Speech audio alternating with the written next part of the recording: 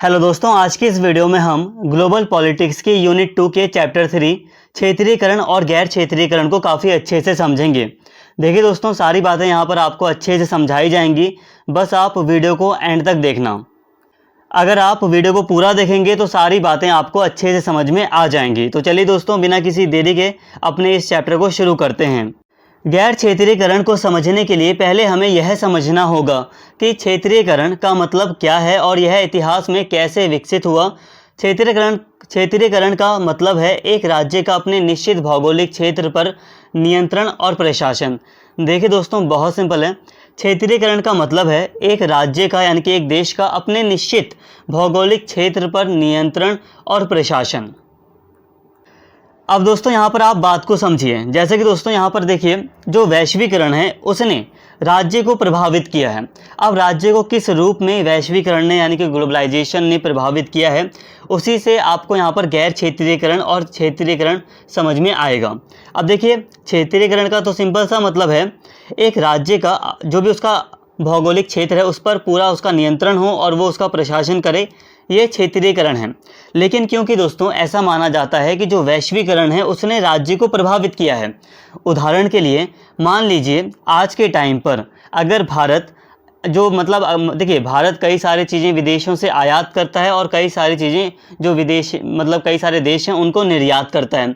मतलब भारत अंतर्राष्ट्रीय व्यापार में संलग्न है। तो यहाँ पर मेरा कहने का मतलब ये है कि क्योंकि भारत दोस्तों WTO का सदस्य है, ठीक है, वर्ल्ड ट्रेड ऑर्गेनाइजेशन है, तो उसका सदस्य है भारत, ठीक है। तो ऐसे में अगर मान लीजिए भारत कोई भी मतलब रूल्स या कोई भी नियम बना रहा है व्यापार से संबंधित, तो WTO के जो नियम हैं उनको भी एक बार भारत ध्यान में रखेगा। तो यहाँ पर यही कहा जाता है कि जो वैश्वीकरण है उसने स्टेट को प्रभावित किया है।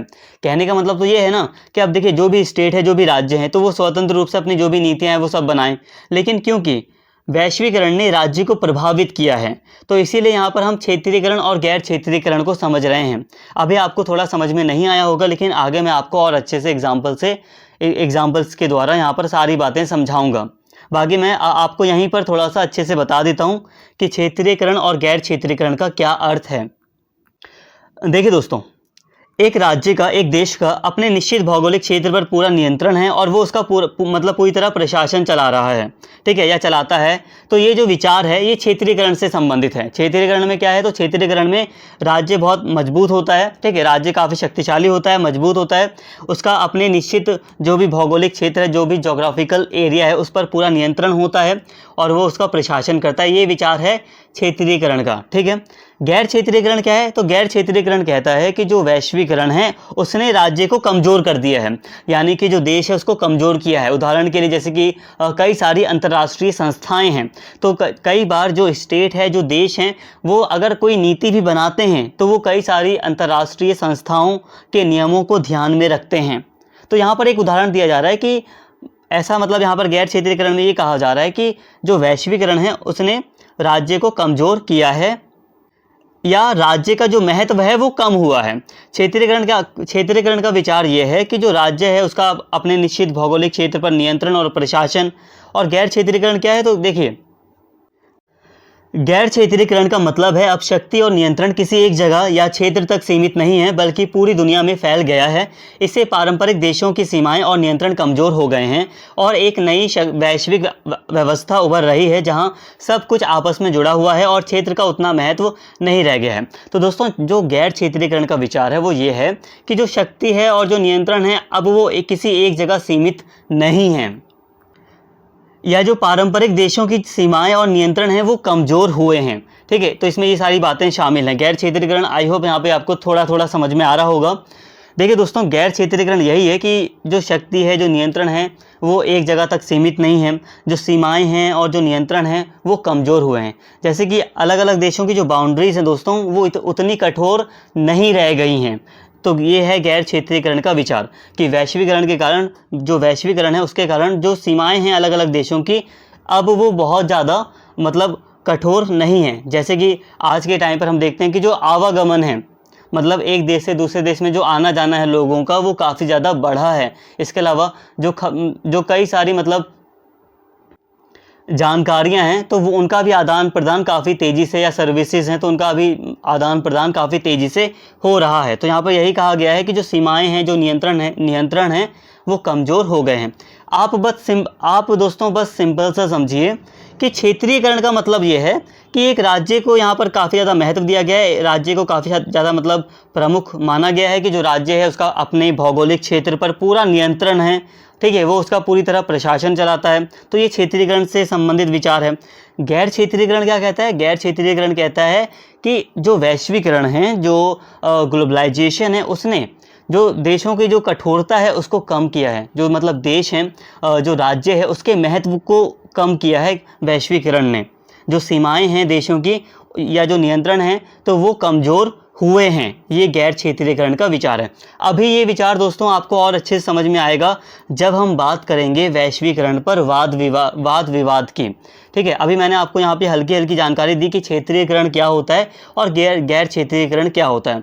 मुझे लग रहा था कि इसे मैं थोड़ा आपको पहले ही बता दूं। अगर मैं आपको बाद में बताता तो हो सकता था आपको समझने में प्रॉब्लम होती, लेकिन अब जितनी भी बातें यहाँ पर हम पढ़ेंगे वो आपको और अच्छे से समझ में आएंगी। तो घबराइए मत दोस्तों, यहाँ पर बस मैंने आपको सामान्य रूप से अभी बस क्षेत्रीयकरण और गैर क्षेत्रीयकरण मैंने आपको पढ़ाया है। अभी मैंने यहाँ पर दोस्तों बस आपको मतलब समझाने का यहाँ पे प्रयास किया है। अब आगे बढ़ रहे हैं दोस्तों, तो क्या चीज़ें कैसे हैं और डिटेल में यहाँ पर समझते हैं। गैर क्षेत्रीयकरण की अवधारणा को समझने के लिए हमें पहले क्षेत्रीयता के 4 मुख्य पहलुओं को समझना होगा: संप्रभुता, एकीकरण, सीमा और सुरक्षा। इन चारों के बदलावों की जांच करके ही हम गैर क्षेत्रीयकरण की ओर बढ़ने की दिशा को देख सकते हैं। अब देखिए क्षेत्रीयता के ये 4 मुख्य कुछ पहलू हैं, तो इनको समझते हैं। पहला है संप्रभुता। परंपरागत रूप से संप्रभुता का मतलब राज्य की अपने क्षेत्र और नागरिकों पर पूर्ण नियंत्रण होता है। अगर हम परंपरागत रूप से अगर हम देखें तो जो संप्रभुता है, जो सॉवरेंटी है, इसका मतलब यह है कि राज्य का अपने क्षेत्र पर पूरी तरह नियंत्रण और अपने नागरिकों पर पूरी तरह नियंत्रण, ये है संप्रभुता का अर्थ। हालांकि अब अंतर्राष्ट्रीय संगठनों और एजेंटों का प्रभाव बढ़ने से संप्रभुता की इस धारणा में बदलाव आया है। अब यह क्षेत्र से अधिक स्वायत्तता और नियंत्रण की बात हो गई है। अब एकीकरण, यह राज्य या समाज को एकजुट रखने की शक्ति है। परंपरागत रूप से राज्य के अंदर सभी सदस्य और समूह राज्य और उसकी संस्थाओं के अधीन होते हैं, पर अब अंतर्राष्ट्रीय संगठन अलग अलग देशों के सदस्यों को एक साथ लाते हैं। मतलब देखिए यहाँ पर ये कहा जा रहा है कि देखिए संप्रभुता का अगर हम अर्थ बात करें तो परंपरागत रूप से नॉर्मली अगर हम बात करें तो संप्रभुता का अर्थ यही है कि एक राज्य का अपने क्षेत्र और नागरिकों पर पूर्ण नियंत्रण, पूरी तरह नियंत्रण, यह है संप्रभुता का अर्थ, ठीक है। लेकिन अब क्या है, तो अब कई सारे अंतर्राष्ट्रीय संगठन हैं, ठीक है, उनका प्रभाव बढ़ने से संप्रभुता की इस धारणा में बदलाव आ गया है।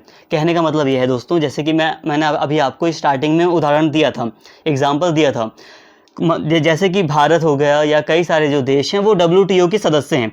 तो अगर वो अंतर्राष्ट्रीय व्यापार से संबंधित अपनी कोई नीति बना रहे हैं, कोई नियम बना रहे हैं, कोई कानून बना रहे हैं, तो वो ऐसा प्रयास करते हैं कि वो जो WTO के जो नियम है उसका उल्लंघन ना करें। वो बात अलग है कि कुछ विकासशील देशों को कई सारी छूटें भी प्रदान की गई हैं, लेकिन यहाँ पर हम यही बात कर रहे हैं कि जो अंतर्राष्ट्रीय संगठन है इनका भी एक दबाव देखा जाता है, स्टेट के ऊपर इनका भी एक दबाव, एक प्रेशर देखा जाता है अंतर्राष्ट्रीय संगठनों का भी। इसीलिए यहाँ पर कहा जा रहा है कि जो संप्रभुता है, स्टेट की जो संप्रभुता है, देशों की जो संप्रभुता है, उसकी धारणा में बदलाव आया है, ठीक है, संप्रभुता की धारणा में बदलाव आया है। और दोस्तों ये सारे बदलाव हमें वैश्वीकरण के कारण ही दिखाई दे रहे हैं। जैसे जैसे वैश्वीकरण काफ़ी तेज़ी गति से हो रहा है तो ये सारे बदलाव हमें दिखाई दे रहे हैं। अब एकीकरण है, तो एकीकरण क्या है, तो एक राज्य जो है दोस्तों वो राज्य या समाज को एकजुट रखने की शक्ति है। एकीकरण क्या है, तो राज्य या समाज को एकजुट रखने की शक्ति है ये, ठीक है। परंपरागत रूप से अगर हम देखें तो राज्य के अंदर सभी सदस्य और समूह राज्य और उसकी संस्थाओं के अधीन होते हैं। मतलब जो भी लोग हैं, जो भी समूह हैं राज्य के अंदर, तो वो राज्य की जो संस्थाएं हैं उनके अधीन होते हैं, राज्य के अधीन होते हैं, ठीक है। जितने भी सदस्य हैं राज्य के अंदर, जो नागरिक हैं, वो राज्य और उसकी संस्थाओं के अधीन होते हैं। बट अब अंतर्राष्ट्रीय संगठन अलग अलग देशों के सदस्यों को एक साथ लाते हैं जो काम पूरा होते ही अलग हो जाते हैं। इससे एकीकरण की परंपरागत धारणा कमज़ोर पड़ती है। मतलब अब जो एकीकरण की जो परंपरागत जो पुरानी धारणा रही है, परंपरागत मतलब जो लंबे समय से चली आ रही जो धारणा रही है वो कमज़ोर पड़ती है। सीमाएं, राज्य की सीमाएं उसके क्षेत्र को परिभाषित और सुरक्षित करती हैं। अभी दोस्तों मैं आपको यहाँ पर ये सारी चीज़ें कंक्लूज़न में बताऊंगा, समझाऊंगा। एक मतलब सारी चीज़ें एक बार मैं आपको हल्का हल्का यहाँ पे बता देता हूँ, उसके बाद अच्छे से आपको एक्सप्लेन करूँगा ताकि आप सही से बातों को कनेक्ट कर पाएँ। सीमाएं, राज्य की सीमाएं उसके क्षेत्र को परिभाषित और सुरक्षित करती हैं। बहुत सामान्य बातें हैं। जो बाउंड्रीज़ हैं वो बताती हैं कि किसी स्टेट, कोई देश है तो उसकी सीमाएँ कहाँ तक है, उसका क्षेत्र कहाँ तक है। ठीक है, ये बात है। आधुनिक मानचित्र तकनीकों से सीमाएं स्पष्ट हुई हैं। ठीक है, लेकिन वैश्वीकरण ने, ग्लोबलाइजेशन ने यानी कि वैश्वीकरण ने इन सीमाओं की कठोरता को कमज़ोर कर दिया है। अब सीमाएं एक कानूनी और सुरक्षा कार्य की बजाय एक वैचारिक और सामाजिक मनोवैज्ञानिक भूमिका निभाती है। देखिए दोस्तों, ये सारी बातें ना मैं आपको समझा रहा हूँ, लेकिन जब हम ये वाला टॉपिक पढ़ेंगे ना, वैश्वीकरण पर वाद विवाद, तो आपको सारी चीज़ें और अच्छे से क्लियर हो जाएंगी। तो यहाँ पर देखिए जो बाउंड्रीज़ हैं, यहाँ पे बताया जा रहा है कि जो सीमाएं हैं दोस्तों, तो वैश्वीकरण ने सीमाओं की कठोरता को कम कर दिया है। जैसे दो देशों के बीच में एक सीमा है, एक बाउंड्री है, तो वैश्वीकरण के कारण, ग्लोबलाइजेशन के कारण ये जो बाउंड्री है, ये बस बाउंड्री दिख रही है, लेकिन इस बाउंड्री को काफ़ी हद तक वैश्वीकरण ने मिटाने का प्रयास किया है। मतलब बाउंड्री है तो, लेकिन फिर भी जो जैसे कि लोगों का आवागमन है वो बढ़ा है। बाउंड्री होते हुए भी, दो देशों के बीच में सीमाएं होते हुए भी जो लोग मतलब एक देश से दूसरे देश में लोगों का जो आवागमन है वो बढ़ गया है। इसके अलावा सर्विसेज बढ़ी हैं, या जो भी मतलब वैश्वीकरण से संबंधित जो भी चीज़ें हैं वो बढ़ी हैं। उदाहरण के लिए इंटरनेट के माध्यम से कई सारी जो चीज़ें हैं, जो मान लीजिए कि किसी दूसरे देश में कोई घटना घटी, तो अब उसकी खबर अन्य किसी देश में आसानी से इंटरनेट के द्वारा पहुंच पा रही है। तो मतलब ये जो वैश्वीकरण है तो इसने सीमाओं की कठोरता को कम किया है। जो सीमाएं हैं उसकी कठोरता को कमज़ोर किया है। इसके अलावा यहाँ पर एक है सुरक्षा। ठीक है, राष्ट्रीय सुरक्षा का मतलब है राज्य का अपने क्षेत्र में अपने नागरिकों की सुरक्षा की गारंटी देना। वैश्वीकरण ने सुरक्षा के खतरे की प्रकृति को बदल दिया है, जिससे राष्ट्रीय सुरक्षा की पारंपरिक धारणा भी बदल गई है। ठीक है, तो सुरक्षा की जो पारंपरिक धारणा है तो उसमें भी बदलाव आया है। अब दोस्तों यहाँ पे आप बात को समझिए। ठीक है, अब यहाँ पर हम जो क्षेत्रीयकरण और गैर क्षेत्रीयकरण का जो टॉपिक है इसे यहाँ पर हम अच्छे से समझ लेते हैं। क्षेत्रीयकरण आपको समझ में आ गया, यहाँ पर एक लाइन लिखी हुई है। ठीक है, इसमें आपको यहाँ पर सारी बातें समझ में आ रही हैं कि एक राज्य का अपने निश्चित भौगोलिक क्षेत्र पर पूरा नियंत्रण और पूरा प्रशासन, ये है क्षेत्रीयकरण। ठीक है, अब यहाँ पे कुछ बातें बताई गई हैं क्षेत्रीयकरण से संबंधित, जैसे कि क्षेत्रीयकरण का एक पहलू है संप्रभुता, कि जो राज्य है वो संप्रभु है, जो स्टेट है वो संप्रभु है।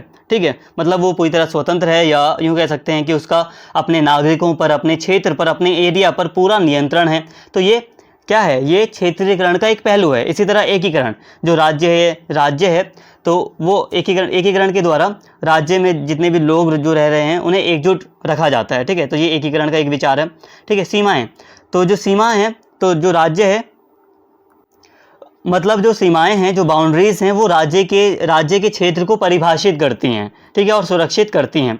इसके अलावा सुरक्षा, राष्ट्रीय सुरक्षा, जो राज्य है, राज्य का अपने क्षेत्र में अपने नागरिकों की सुरक्षा की गारंटी देना ही, मतलब यहाँ पे ये जो सुरक्षा का विचार है क्षेत्रीयकरण के अंतर्गत, तो वो यही है कि राज्य अपने क्षेत्र में अपने नागरिकों को सुरक्षा की गारंटी दे। तो ये क्षेत्रीयकरण से संबंधित ये कुछ बातें थीं। ठीक है, अब ये जो क्षेत्रीयकरण से संबंधित ये जो बातें हैं, अब इसमें जो बदलाव आया है वही गैर क्षेत्रीयकरण है। जैसे कि वैश्वीकरण के कारण, ग्लोबलाइजेशन के कारण, क्योंकि देखिए दोस्तों, आपको ग्लोबलाइजेशन का अर्थ पता होना चाहिए। ठीक है, ग्लोबलाइजेशन का मतलब यही है एक देश से दूसरे देश में जो आवागमन हो रहा है, या जो सर्विसेज हैं, जो वस्तु है, उसका जो आदान प्रदान हो रहा है। ठीक है, ये सारी चीज़ें क्या हैं, ये वैश्वीकरण है, ये ग्लोबलाइजेशन है। हालांकि मैंने आपको बहुत सामान्य शब्दों में बताया ग्लोबलाइजेशन को, हालांकि ग्लोबलाइजेशन काफ़ी व्यापक है।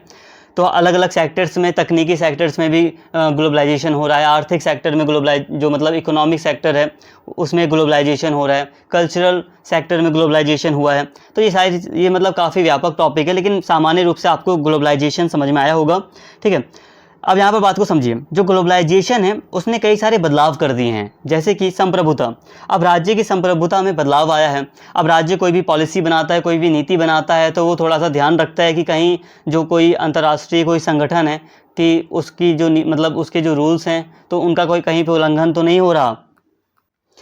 कई सारे अंतर्राष्ट्रीय संगठन है दोस्तों, जैसे कि WTO हो गया, वर्ल्ड बैंक हो गया, IMF हो गया। ठीक है, कई सारे अंतर्राष्ट्रीय संगठन हैं। तो क्षेत्रीयकरण का एक पहलू था संप्रभुता। अब इसमें जो बदलाव आया है तो वो ये गैर क्षेत्रीयकरण से संबंधित है। ठीक है, कि गैर मतलब जो संप्रभुता का विचार है उसमें बदलाव आया है, तो ये गैर क्षेत्रीयकरण से संबंधित है। एकीकरण का जो विचार है इसमें मतलब बदलाव आया है। ठीक है, जो एकीकरण की परंपरागत धारणा है वो कमज़ोर पड़ी है, मतलब कमज़ोर हुई है, तो ये है। इसके अलावा सीमाएँ, जो सीमाएँ हैं, तो वैश्वीकरण ने सीमाओं की कठोरता को कमज़ोर किया है, और जो वैश्विक मतलब जो सुरक्षा की जो राष्ट्रीय सुरक्षा का जो मतलब है, तो उसमें भी राष्ट्रीय सुरक्षा की जो पारंपरिक धारणा है उसमें भी बदलाव आया है वैश्वीकरण के कारण। तो दोस्तों यही गैर क्षेत्रीयकरण है। ठीक है, यही क्या है, गैर क्षेत्रीयकरण। तो आई होप दोस्तों यहाँ तक आपको सारी बातें समझ में आई होंगी, क्षेत्रीयकरण और गैर क्षेत्रीयकरण। ठीक है, बहुत सिंपल है, यहाँ तक आपको सारी बातें क्लियर हो गई होंगी। अब दोस्तों ये जो टॉपिक है गैर क्षेत्रीयकरण और क्षेत्रीयकरण का, अब यहाँ पर ये और स्पष्ट हो जाएगा आप लोगों को जब हम बात करेंगे वैश्वीकरण पर वाद विवाद की। तो चलिए दोस्तों अब हम इस टॉपिक को समझते हैं। अब यहाँ पर यही बात हो रही है, जैसे कि अभी मैंने आपको ऊपर पढ़ाया ना, क्षेत्रीयकरण और गैर क्षेत्रीयकरण। तो यहाँ पर अभी हमने क्या देखा, हमने ये देखा कि जो राज्य है दोस्तों, उसके प्रभाव में कई सारी कमी आई है। जो संप्रभुता का जो विचार है उसमें बदलाव आया है। जो सीमाएं हैं, ठीक है, जो सीमाओं की जो कठोरता है उसमें कमी आई है। अभी हमने इसको समझा। अब यहाँ पर हम ये जो वैश्वीकरण है इस पर वाद विवाद की हम बात कर रहे हैं। डेविड हेल्ड ने अपने संपादित खंड global transformation politics, economics and culture में वैश्वीकरण पर विशेषज्ञों के बारे में बात की है, जो मोटे तौर पर 3 शिविरों में विभाजित हैं, अर्थात अति वैश्विकवादी शिविर, संशयवादी शिविर और परिवर्तनकारी शिविर। देखिए दोस्तों, वैश्वीकरण पर जो वाद विवाद है उससे संबंधित ये 3 ग्रुप हमें मुख्य तौर पर दिखाई देते हैं। आइए दोस्तों सबसे पहले बात करते हैं अति वैश्विकतावादी की। हाइपर ग्लोबलिस्ट भी इन्हें कहा जाता है। तो अति वैश्विकतावादी, वैश्वीकरण आर्थिक, सांस्कृतिक, तकनीकी और राजनीतिक क्षेत्रों में बदलाव का एक नया सेट है जो 1980 के दशक से ही तेज हुआ है। उदाहरण के लिए सूचना और संचार में डिजिटल क्रांति, एक एकीकृत वैश्विक वित्तीय प्रणाली का आगमन। देखिए दोस्तों, जो अति वैश्विकतावादी हैं उनका मानना है कि जो वैश्वीकरण है वो आर्थिक, सांस्कृतिक, तकनीकी और राजनीतिक क्षेत्रों में हुआ है। मुख्य तौर पर दोस्तों आप ये कह सकते हैं कि जो अति वैश्विकतावादी हैं, जो हाइपर ग्लोबलिस्ट हैं, वो मानते हैं कि वैश्वीकरण काफ़ी जो वैश्वीकरण है वो काफ़ी ज़्यादा हुआ है। इसके साथ ही एक सीमाहीन दुनिया की धारणा में वृद्धि हुई है, जहां राज्य और इसकी सीमाएं अप्रासंगिक हो गई हैं। देखिए दोस्तों, जो अति वैश्विकतावादी हैं उनका मानना है कि वैश्वीकरण ने राज्यों की सीमाओं की कठोरता को काफ़ी कम किया है। उदाहरण के लिए दोस्तों आप ऐसे समझ सकते हैं कि देखिए दोस्तों, राज्यों के बीच में सीमाएं हैं, जो अलग अलग देश हैं उनके बीच में सीमाएं हैं, लेकिन लोगों का जो आवागमन है, सर्विसेज का जो आवागमन है, या इंफॉर्मेशन का एक जगह से दूसरी जगह जो स्थानांतरण है, अब कई सारी MNCs दिखाई देती हैं, बड़ी बड़ी कंपनियां दिखाई देती हैं जो कि कई सारे देशों में फैली हैं। तो दोस्तों इस तरह जो अति वैश्विकतावादी हैं वो कहते हैं, या उनका मानना है कि राज्यों के बीच में जो सीमाएं हैं उनकी कठोरता काफ़ी कम हुई है वैश्वीकरण के कारण। कई अंतर्राष्ट्रीय संस्थाएं राज्य पर दबाव बनाए रखते हैं। राज्य पूरी तरह स्वतंत्र होकर नीति निर्धारित नहीं कर पाते।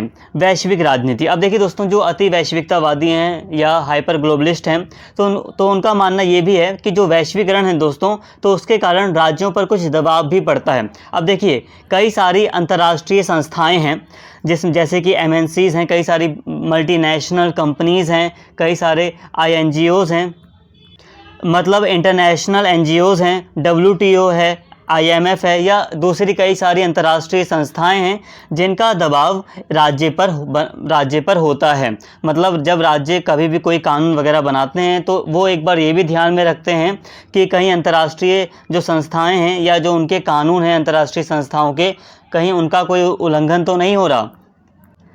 तो अति वैश्विकतावादी कहते हैं कि राज्यों पर अंतर्राष्ट्रीय संस्थाओं का एक दबाव भी होता है और राज्य पूरी तरह स्वतंत्र होकर अपनी नीति निर्धारित नहीं कर पाते हैं।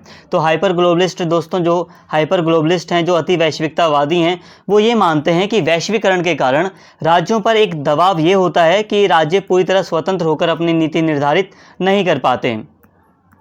इसके साथ ही दोस्तों अति वैश्विकतावादी मानते हैं, या अति वैश्विकतावादी का मानना है कि वैश्विक राजनीति महत्वपूर्ण हो गई है। अब विश्व में क्या हो रहा है, वैश्विक स्तर पर क्या पॉलिटिक्स हो रही है, तो इसकी इम्पोर्टेंस काफ़ी बढ़ गई है, ऐसा हाइपर ग्लोबलिस्ट का कहना है। अब आप दोस्तों यहाँ पर ये कह सकते हैं कि जो अति वैश्विकतावादी है उनका मानना है कि वैश्वीकरण हुआ है और वैश्वीकरण काफ़ी तेज़ी से हुआ है, कई सारे बदलाव आए हैं, आर्थिक, सांस्कृतिक, तकनीकी, राजनीतिक क्षेत्रों में कई तरह के बदलाव देखे गए हैं, डिजिटल क्रांति हुई है, राज्यों के बीच में जो सीमाएं हैं उसकी जो कठोरता है उसमें काफ़ी कमी आई है, या जो राज्य है उस पर कई तरह के दबाव भी रहते हैं, अंतर्राष्ट्रीय संस्थाओं के कई तरह से दबाव भी रहते हैं, और इस तरह जो राज्य हैं वो पूरी तरह स्वतंत्र होकर नीति निर्धारित नहीं कर पाते हैं। तो यहाँ पर हाइपर ग्लोबलिस्ट ये मानते हैं या ये कहते हैं कि जो राज्य है वो उसकी संप्रभुता कम हुई है, और हाइपर ग्लोबलिस्ट का ये भी मानना है कि वैश्विक राजनीति महत्वपूर्ण हो गई है।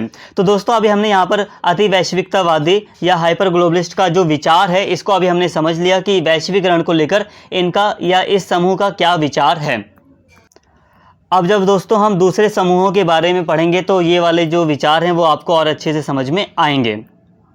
अब दोस्तों यहाँ पर हम बात करते हैं संशयवादी की, ठीक है, स्केप्टिक्स हैं इनकी हम बात करते हैं, ठीक है। संशयवादी स्केप्टिक्स कोई एकीकृत वैश्विक अर्थव्यवस्था नहीं है और अधिकांश आर्थिक गतिविधियां अभी भी राज्यों के बीच के बजाय राज्यों के भीतर होती हैं। देखिए दोस्तों, जो अति वैश्विकतावादी थे उनका मानना था कि एक एकीकृत वैश्विक अर्थव्यवस्था का आगमन हो रहा है या आगमन हुआ है, ऐसा मानना था। किसका? जो अति वैश्विकतावादी थे उनका मानना था कि एक एकीकृत वैश्विक अर्थव्यवस्था का आगमन हुआ है, ठीक है। लेकिन जो संशयवादी हैं, जो स्केप्टिक्स हैं, इनका मानना है कि ऐसा नहीं है। इनका मानना है कि कोई एकीकृत वैश्विक अर्थव्यवस्था नहीं है और अधिकांश या ज़्यादातर जो आर्थिक गतिविधियां हैं वो भी राज्यों के बीच के बजाय राज्यों के भीतर होती हैं। मतलब अलग अलग देशों के बीच में ना होकर राज्यों के अंदर, यानी कि देश के अंदर ज़्यादा व्यापारिक जो आर्थिक गतिविधियां हैं, मतलब जो आर्थिक गतिविधियां हैं वो राज्यों के अंदर यानी कि देश के अंदर अधिक होती हैं। तो ऐसा इनका मानना है इनका। अंतर्राष्ट्रीय व्यापार के उच्च स्तर और सीमा पार पूंजी प्रवाह के बारे में कुछ भी नया नहीं है। जैसे कि हाइपर ग्लोबलिस्ट मान रहे हैं कि जो पूंजी प्रवाह है वो काफ़ी तेज़ी से हुआ है, अंतर्राष्ट्रीय व्यापार का मतलब उच्च स्तर पर है, ठीक है। वैश्वीकरण अधिक हुआ है, वैश्वीकरण हुआ है, ठीक है, काफ़ी अधिक हुआ है वैश्वीकरण, ऐसा हाइपर ग्लोबलिस्ट का मानना है।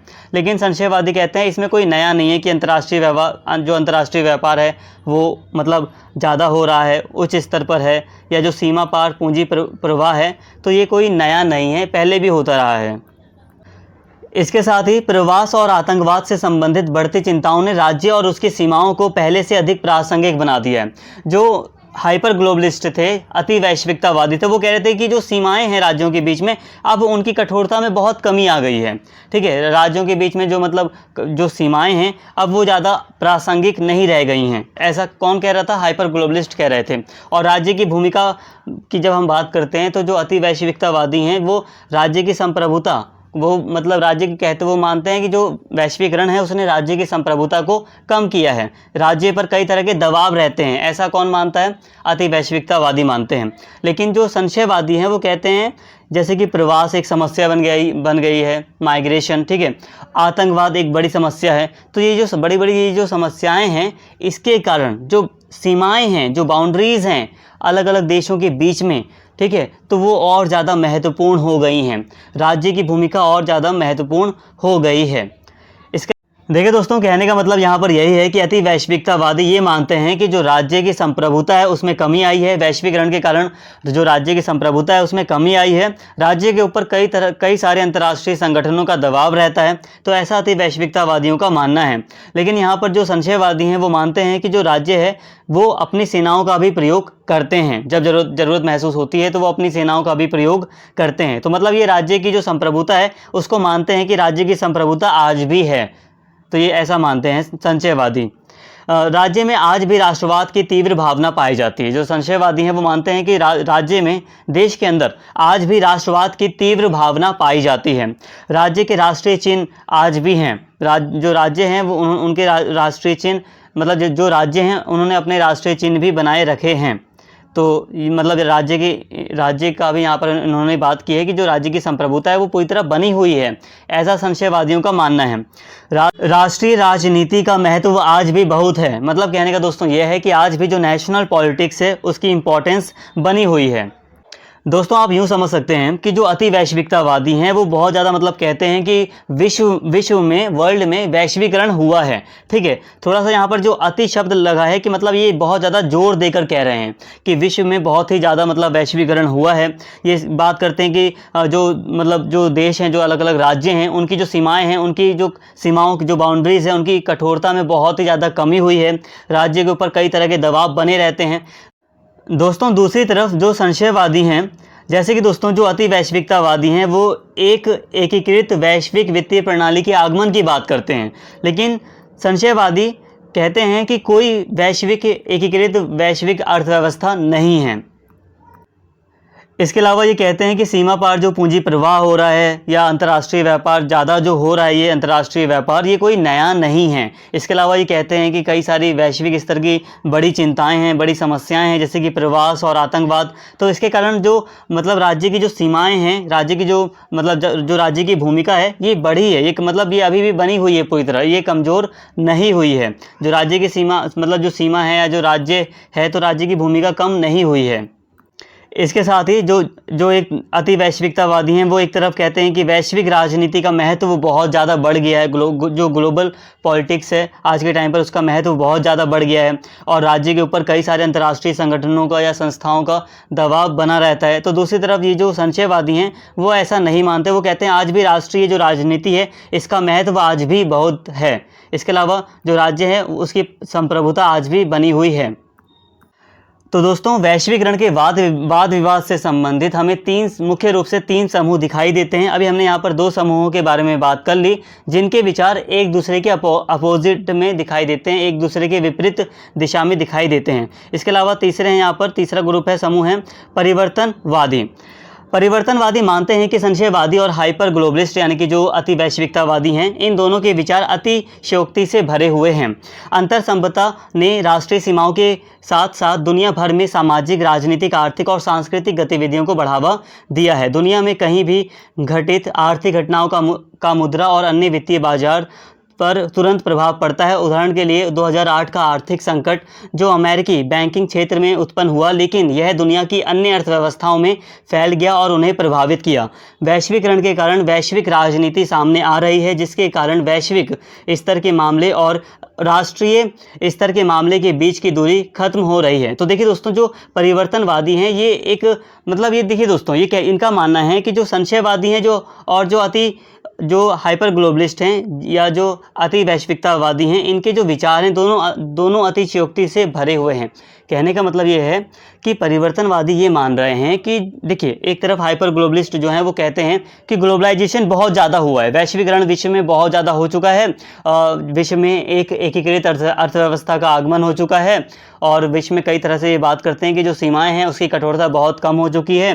राज्यों के बीच में जो सीमाएं हैं, जो बाउंड्रीज़ हैं, उनकी जो कठोरता है बाउंड्रीज़ की वो बहुत कम हो चुकी है। मतलब अति वैश्विकतावादी बहुत ही ज़्यादा वैश्वीकरण होने की बात करते हैं, लेकिन परिवर्तनवादी ऐसा नहीं कहते। परिवर्तनवादी कहते हैं कि हाँ, वैश्वीकरण हुआ है।